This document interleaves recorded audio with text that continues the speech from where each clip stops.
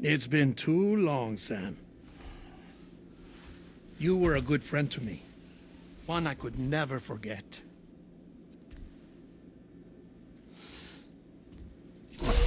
Which is why I took steps to ensure that this message would only play upon your arrival. The sensors were set to scan for your biometric data. A simple enough trick.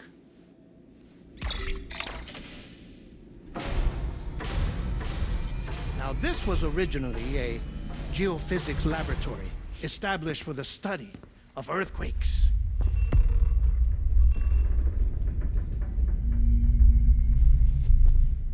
And for that reason, it holds a wealth of documentation on gatequakes, tar currents, and placates.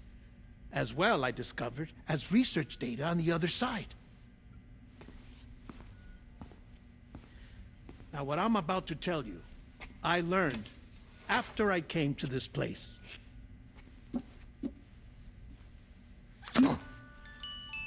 Imagine that this is the lab. Though it's relatively close to the northern tip of South America, the continent is entirely cut off from us by a tar belt. And so we have no idea what's going on down there.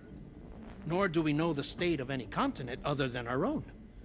The researchers here were trying to establish contact with the rest of the world. They were well equipped to do so, as the facility had once been used to launch research satellites.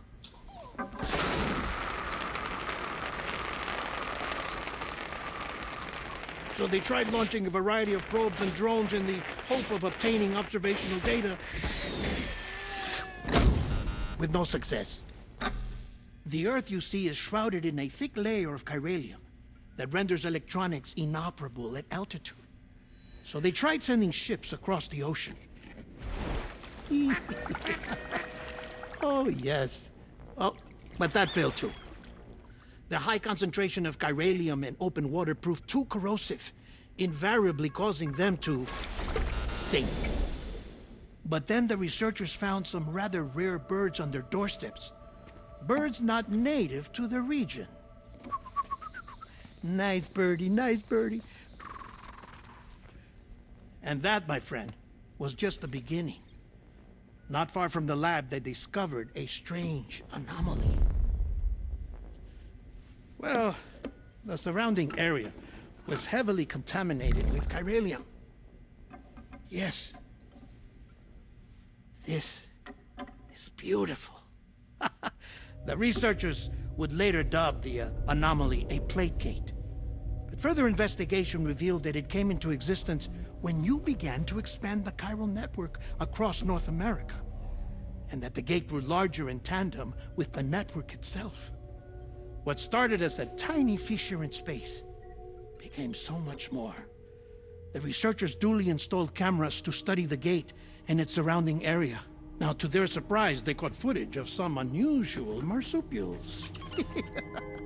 Yes, the kind you wouldn't expect to normally encounter in Central America, like the birds. But to confirm their suspicions,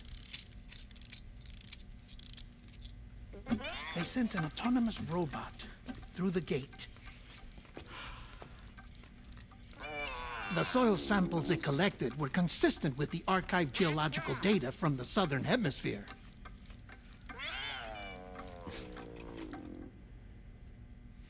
Not long after, several men and women came through the gate. They spoke English, and they confirmed that they had indeed come from faraway Australia. We finally knew the world outside North and Central America had survived. Ours was not the last bastion of humanity, but Australia had suffered the death stranding too. Undeterred, the researchers began working closely with Bridges and conducted a series of tests, paving the way for an expedition to Australia that would lay the groundwork for chiral network expansion.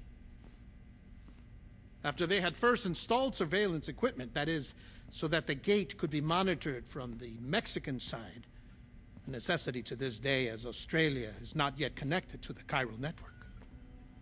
The UCA may not have dreams of conquest and control, but they aren't about to let just anyone use the gate. Indeed, that's one of the reasons they were so determined to connect Australia to the network in the first place. Well, I suppose that's all I have to say about the Plate Gate. There's something else that I need to tell you, though. Something far more important. Mind if I pause it here? I have to go take a shower. Gate quake detected. Sam, a gigantic BT just showed up outside. We're prepping weapons for you now. Access the terminal up top and take whatever you need. We're counting on you.